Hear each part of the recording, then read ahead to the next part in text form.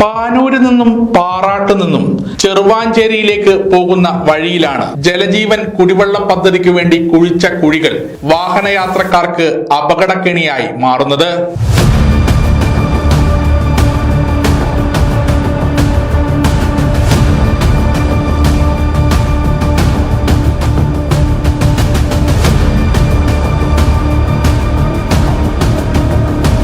കുഴി കൃത്യമായി മൂടാത്തതാണ് അപകടത്തിന് കാരണമാകുന്നത്. കൊട്ടിയൂർ ഭക്തർ സഞ്ചരിക്കുന്ന ആയിരക്കണക്കിന് വാഹനങ്ങളാണ് ദിനംപ്രതി ഈ വഴി കടന്നു പോകുന്നത്.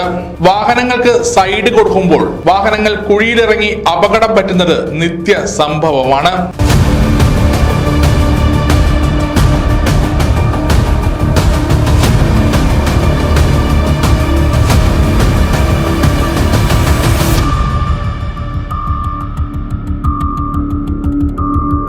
കഴിഞ്ഞ ദിവസം മുളിയാത്തോട് പാലത്തിന് സമീപം KSRTC ബസ് കുഴിയിൽ താണത് ഏറെ നേരം ഈ പ്രദേശത്ത് ഗതാഗത തടസ്സവും സൃഷ്ടിച്ചിരുന്നു. PK പ്രവീൺ MLA സ്ഥലം സന്ദർശിക്കുകയും പൊതുമരാമത്ത് മെയിന്റനൻസ് വിഭാഗം ജില്ലാ എക്സിക്യൂട്ടീവ് ഓഫീസർക്ക് അടിയന്തരമായി ഇടപെടാൻ നിർദ്ദേശം നൽകുകയും ചെയ്തു. പ്രശ്നം ഉടൻ പരിഹരിച്ചില്ലെങ്കിൽ വലിയ ഒരു അപകട വാർത്തയായിരിക്കും നാടിനെ കാത്തിരിക്കുക.